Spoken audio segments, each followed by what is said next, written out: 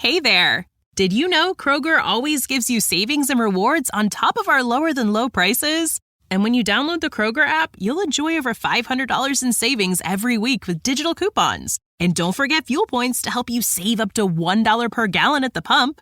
Want to save even more? With a Boost membership, you'll get double fuel points and free delivery. So shop and save big at Kroger today. Kroger, fresh for everyone. Savings may vary by state. Restrictions apply. See site for details.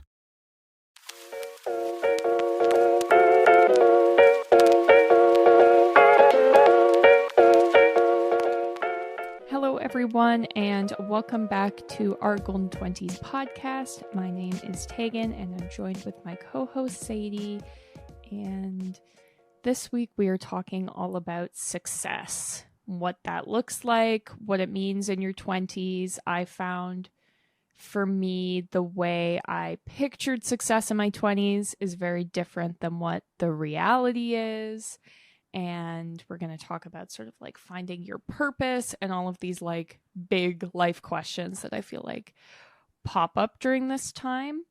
But before we dive into all of that juicy goodness, we're going to do a connection card. Yay.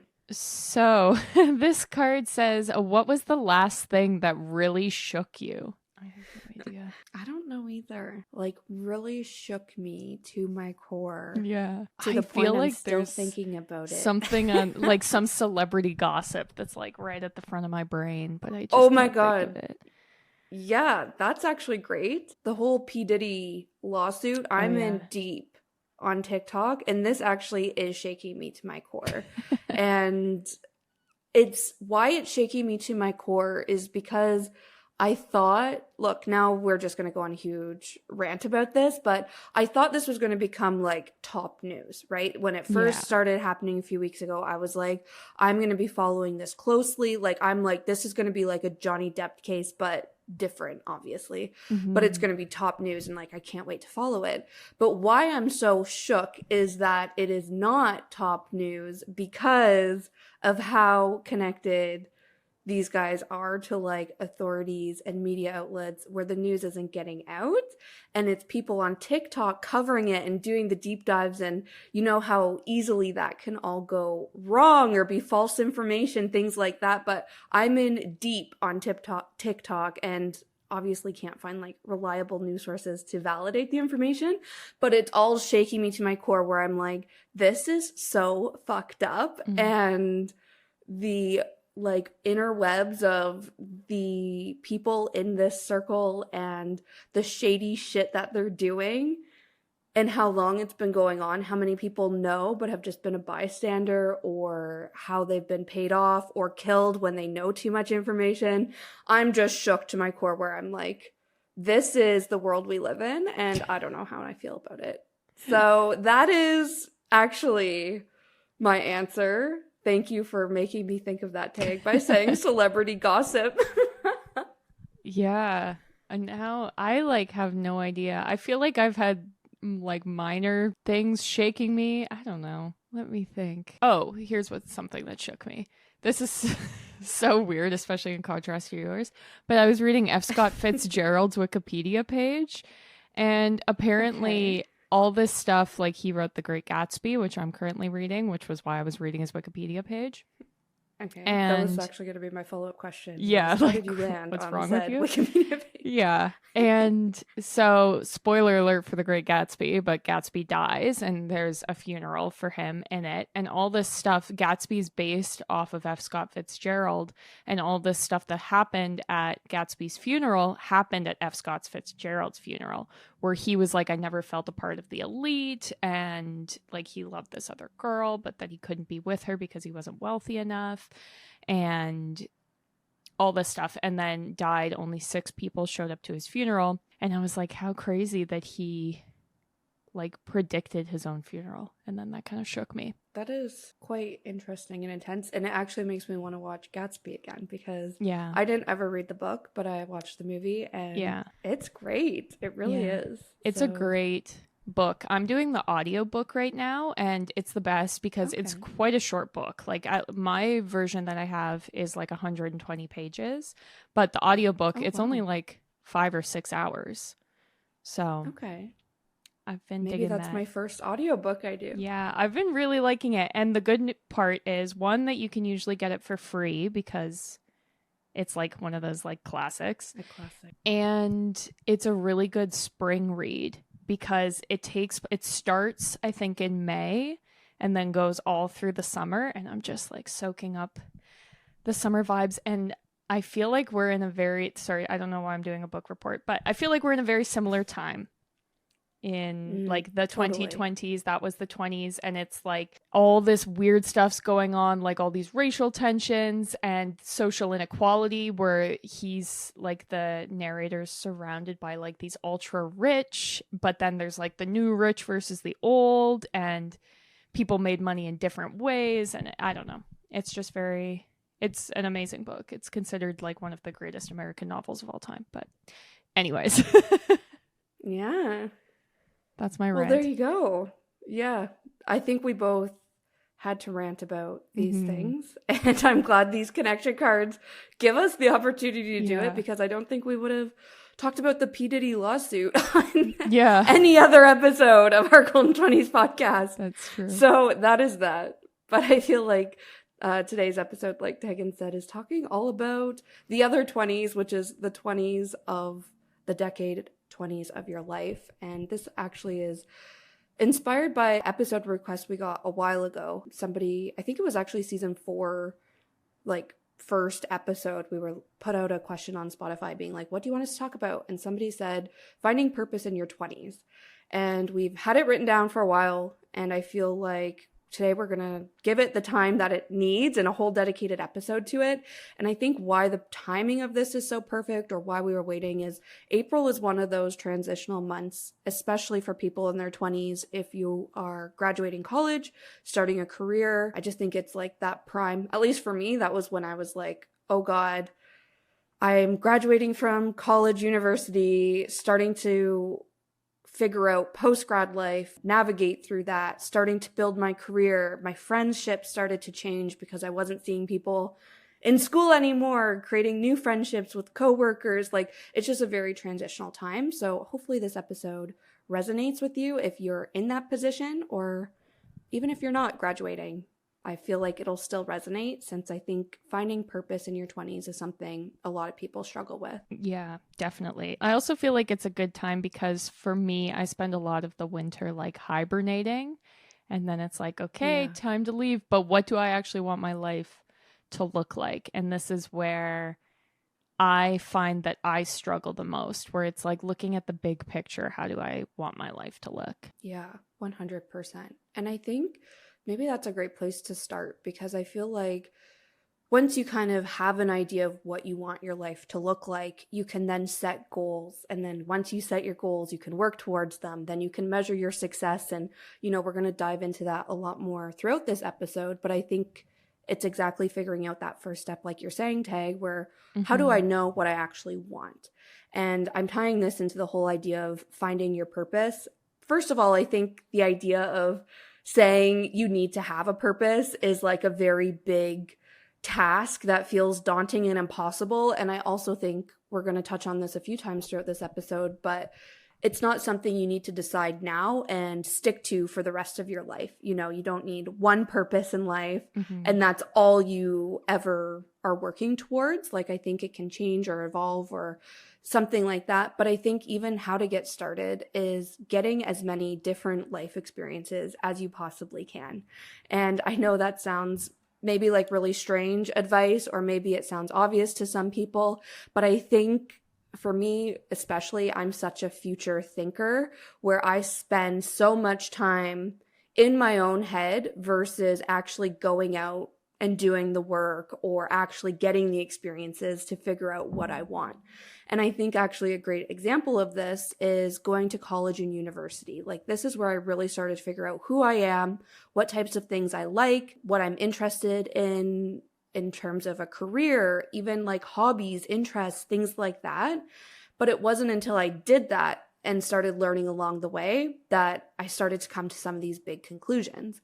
And why I want to say that is I feel like, especially now with the whole like kind of pause in going to post-secondary school, going to college and university because of remote learning and everything through the pandemic. Like, I know that's turned things upside down. I also know how expensive it is to go to post-secondary school, especially in the States. Like, I know there's a lot of hurdles, but I really don't think, and maybe this is a hot take, that not knowing what you want to do should be the reason you don't go to school. Because in my experience, what I actually studied at college was probably the least important part of my entire college experience. Like, it was all about figuring out who I am while living on my own and figuring out that I could do this for myself. And then along the way, even actually in my college program, going back to what I was studying, there were many times where I was like, I don't think this is the right thing. Mm-hmm. But at least I was getting that information rather than not even taking that step to find out if it was right or not. And while I did stick to it, what I actually do now in the day-to-day is pretty different from what I actually studied in school, but I figured it out again along the way. I got all these different experiences to say, I like this, I don't like this. Since I do like this, I'm going to find a way to keep running with that. And then that led me to the next thing. And all of a sudden, I have a very clear picture of what I want my career to look like and who I want my friends to be and all of these things. But it's all because I took that first step of trying to, I guess, put myself in positions of getting that trial and error so that I can figure out what brings me joy, what makes me feel fulfilled. And then now I can set goals to say, okay, I know this makes me happy. How can I do things that are similar to it? Or how can I build off of that happiness since I know it's fulfilling for me?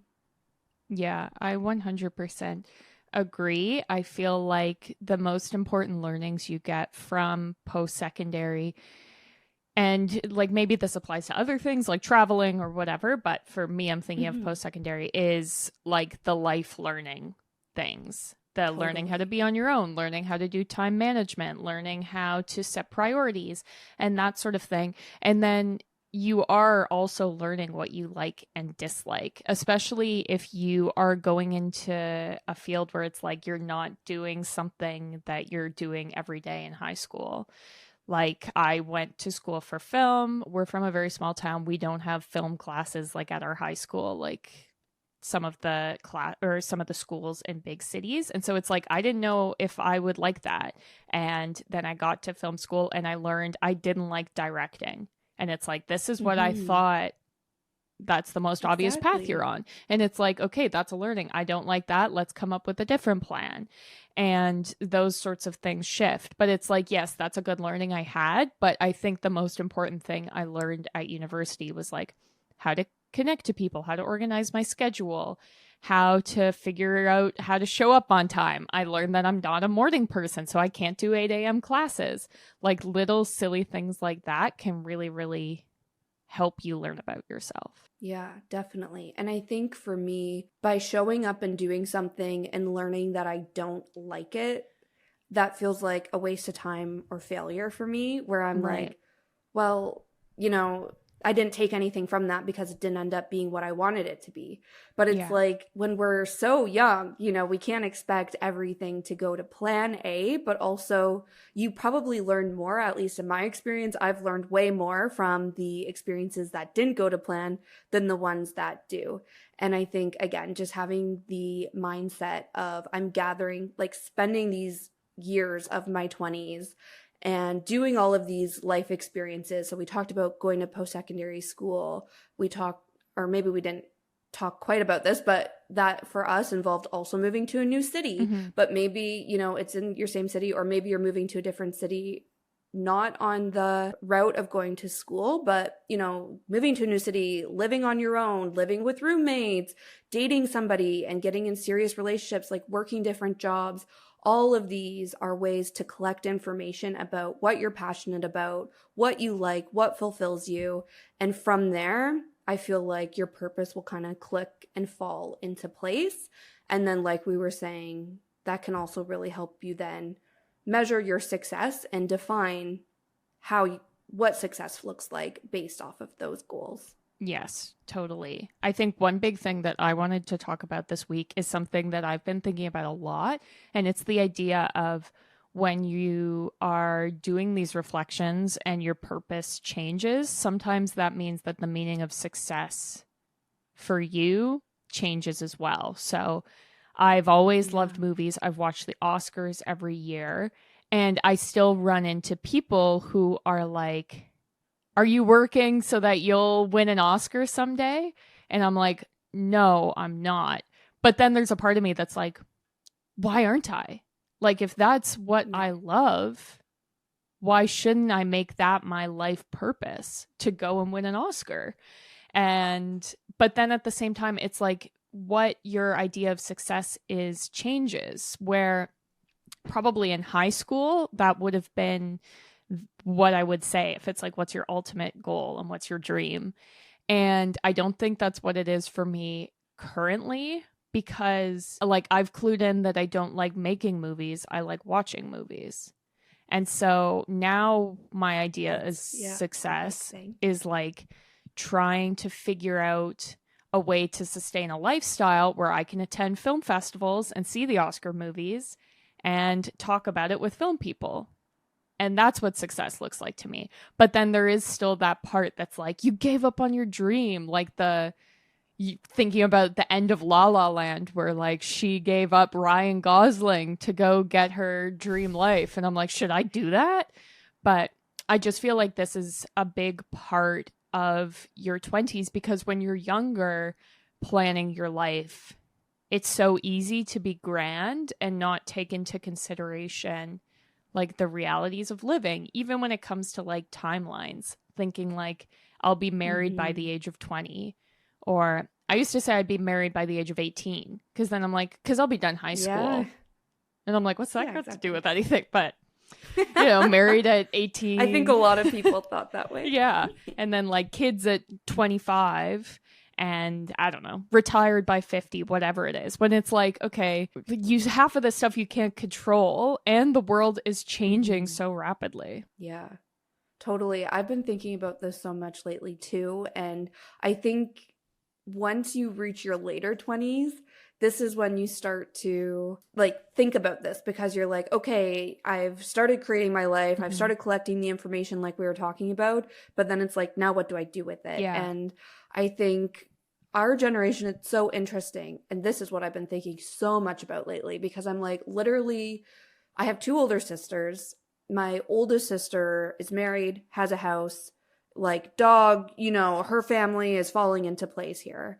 And then my other sister, I think things have started to shift with her, where she's still, she just submitted her thesis for her PhD. She's not married, but she's in a like super long-term relationship, but she's starting to chase her career essentially, or her whole life has been built around her career.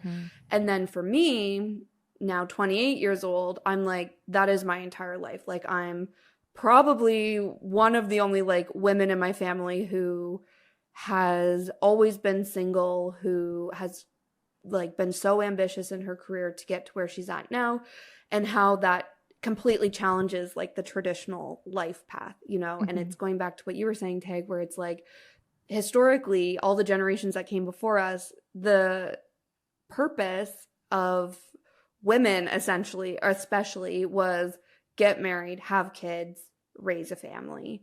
And I think our generation in our 20s, who are in our 20s now, we're the first to be like, actually, we're challenging that. And actually, there might be more to life, or there might be different purposes to life than just raising a family. And for me, knowing I'm somebody who doesn't care to get married, doesn't care to have kids, it's interesting to have these conversations, or even internally to feel that pressure still, or to know, for instance, my parents and my grandparents still think that is the measures of a successful life, when I think so differently, and not have kind of those questions or thoughts or things manifest from them in me as shame, or as I'm behind, or that I'm wrong for wanting the things that I want.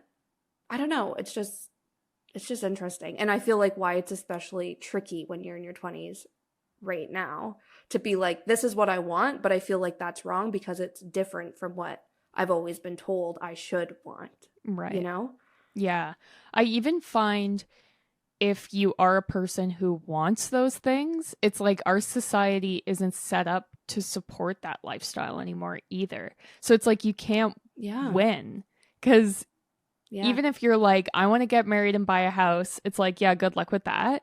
If you're like, I just want to have, you know, a career, it's like, yeah, people, it's not like the olden days where you get your career and then you're there for your life and you retire. People, I think the average is people stay at a job for 2.5 years at this point.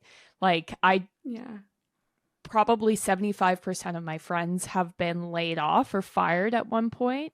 So it's just like a completely different world. So it's like, whether you want it or not, too bad, which is why I think it's kind of a reality check to be like, you have to figure out what's important to you and figure out a way to make that work. And that's all that matters. And it's like, if you love living in the cities, that means you probably have to rent. And that means you probably have to rent something that's quite small. So that's got to be what success is to you. If you're like, I hate the city, I want a bunch of space, maybe that means you can buy a house, but it's way out in the country and that's what success looks like to you.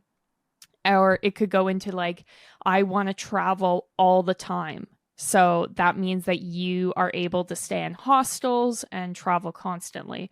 Or you're like, success to me is I take one vacation every 5 years, but I am flying first class and I am staying in the 5-star hotels. Or it's like working your dream job versus working a job that pays for the rest of your life. So there's all these things and it's so personal. Like, I don't think we could be the ones to be like, you should do this.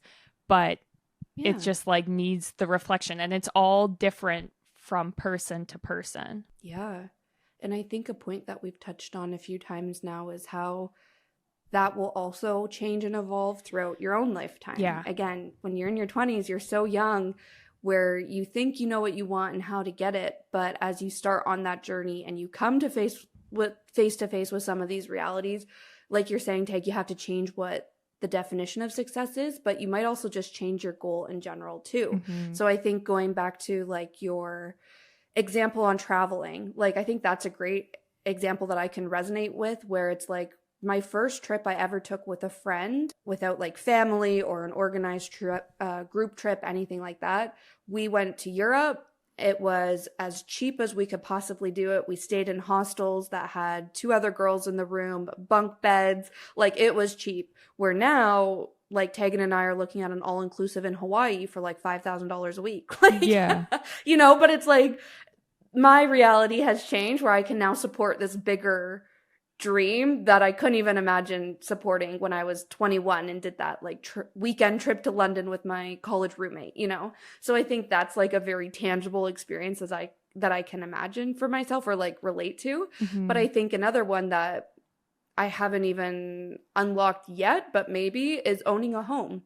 And you were exactly talking about that too, where even if I had a partner, it still might not be feasible, but I think that's a big one where it's like, in my current reality right now, where I'm single, I have one income to pay all of my expenses. It's very hard to save money, like in a meaningful way, to buy a home.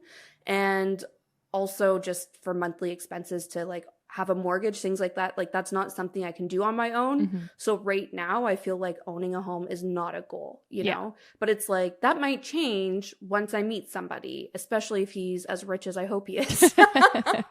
You know, like that goal can change and evolve. And my wants, maybe, I think actually a lot of people feel this way about living in the city and raising a family. Do I want to raise a family in the city, or should we move to a small town to raise our family? Like, these are things where you could think one day, I want to live in a city and rent my apartment for the rest of my life because this feels fulfilling. You might reach a point later in life where you're like, actually, no, I've met my person. We want to move out of the city, have a quiet life on a farm somewhere, and that's okay. Yeah, exactly. Well, and it's so hard because it's like, there's so many of these decisions that are related to each other too. Like, I was thinking about the career side of things, where it's like, you pretty early in your career, I feel like, make the decision where it's like, are you prioritizing your career or are you prioritizing your relationship or family? and you kind of pick one of those sides. Or it's like, are you focusing on your career or your mental health? Are you focusing on your dream job? Or, like I said, taking the less glamorous job that pays so that you can go on vacation? Like all these sorts of things. I feel like these are decisions that you make pretty early in your career, which isn't to say that you can't change your mind. Like we've been saying, like you can be like, okay, here I am. I'm 30. I want to prioritize my career. That's what I'm doing. But I just feel like all of these little things you have to sort of prioritize and figure out what's important to you. And I feel like for a lot of people, they prioritize career at the beginning and then start to pull back. So yeah, it's very interesting, but it's again, all very personal. Yeah. And I think a good way to think about this is maybe viewing your life in different eras. And rather than being like, I need to come up with my life purpose, just think about, maybe spend some time reflecting and getting all those life experiences like we were talking about, doing as much as you can to gather information about yourself and get like the self-awareness to then figure out what types of goals to set. But just really focus on the next year, maybe the next 5 years, and just really focus on one era at a time.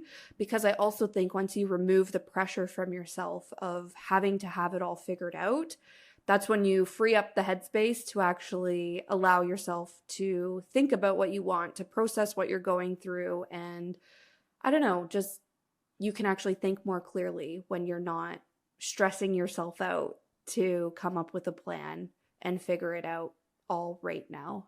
Yeah, exactly. Well, and like you will always be told you need to be doing more. Like you need to be spending more time with this person. You need to be focusing on your career more. Like there's always more and more and more you should be doing. So that's why it's like, it just comes down to what you want and figuring out a plan for that. And if what you want changes, that's fine too, because that's the nature of life. And like I find for me a lot of times it's like I thought I wanted something and then I get it and I'm like, oh, this wasn't actually what I wanted. Or it's like I like the idea of this better than the reality of it. And so I did want to talk a little bit too about like if you've succeeded on reaching your goal, or you're like, you decided my purpose is going to be I am doing this job, and then you get it, what then? Because this is where I really struggle. I am a big, I don't know what the right phrasing is, but I always will postpone my joy. So it's like, I succeed at the goal, but then I'm like, okay, so what next? I never celebrate where I'm like, that's what you need to do. So I did want to say, if you are in the situation where you've succeeded with a goal, take a moment, reward yourselves, celebrate, give yourself a pat on the back, that sort of thing. And then I think it's important to reflect on, what did you learn? How do you feel now that you've achieved your goal? You could be like, this is amazing, this is the best. Or you could be like, this wasn't what I thought I would be. So then it's like, okay, why isn't it what you thought it would be? What are the things you like? What are the things you don't like? That sort of thing. And for me personally, I find that it's usually 50-50 when I achieve a goal, if I want to continue on that path, or if I want to be like, okay, I achieved it, but it wasn't what I thought, so I want to do something else. And so sometimes I'm like, I loved it, this was great, I want to keep doing it. And then it's like we build in habit stacking, all that good stuff we're talking about in some other episodes. Or it's like, this just didn't hit for me. Like this year I did dry January and I was like, yeah, I didn't feel anything about it. I didn't feel any healthier. I didn't feel any joy. I didn't feel any pride. I was just like, I wish I didn't say I would do this. So it's like, okay, that's good. We learned. All is good. And so it's like taking the time, instead of trying to strive for what's next, to reflect and figure out, is the goal working for you? Yeah. This also resonates with me so much because I really feel like I'm in this phase right now, and I'm pretty sure I've actually talked about this on the podcast before, around one of my birthdays, and I don't think it was 28. I feel like maybe it was 26 or 27 even. Like, it's been a while I've been feeling this way, where it's like I remember setting very clear goals for myself in college. Things I would do by the time I was 25, things I would do, you know, by the time I was this many years into my career, things like that. Right. And now I'm like, okay, I've accomplished a lot of them, which is great. And I feel like I've acknowledged that and celebrated it along the way, but it's kind of like, what's next? Yeah. And I'm in this phase though of, I was actually just talking to my therapist about this literally today. And I was like, people around me are like moving into that next phase of life. Like, everybody around me, it's like, okay, we're going to get married. We're going to have kids. We're going to buy a house. We're going to do this. Like, everyone is taking on something big, monumental phase, like the next phase of their life. And I'm like, I love this for them. And part of me is like, okay, but what's next for me? Yeah. Like, everyone else is making moves around me. But when I really stop and think about it, it's like, I don't know if the way I've done my 20s, it's been very like rewarding in the sense that when I do achieve one goal, I go for the next. And I truly believe that's how I've like fueled my motivation to get to where I'm at now. But I don't know if it was necessarily healthy, because it's just like that constant hustle or that constant, there's always, like you were saying, always something else I could have. Therefore, I'm like never fulfilled, because it's like, okay, I got that, but now I want this. Okay, I got that. Now I need one more thing. And it just never stops. So I've really acknowledged that in myself. But anyways, going back to what I was chatting about with my therapist, where I'm like, when I really think about it, I'm actually okay just kind of enjoying the fruits of my labor the past 10 years of building my life, like outside of my hometown and like in the city. And you know, through that time, I've built my career and made really great friends and all of these things. I live on my own. I don't have any student debt. Like, I gave the whole, not self-employment, but like freelancing thing a shot. I didn't like it, but that was a goal of mine. I, you know, have a cat. We have this podcast, which I've always wanted to like have my own platform of some sort. Like, I've done all the things. It's okay just to sit here and be like, I'm just going to enjoy it and soak it up, because right now this is like, I don't know, my version of happiness. And it feels nice just to take time to be and relish in it rather than be like, what's next, you know? So also wanted to throw that out there. And I think, Tag, you said this in so many simpler words than I just did, but it's like, enjoy the process too. And like, enjoy where you're at rather than always chasing for the next thing. Yeah. Exactly. Take some time to be proud of everything you've done and just celebrate yourself. Totally. Yeah. Awesome. Well, that is where we are leaving today's episode.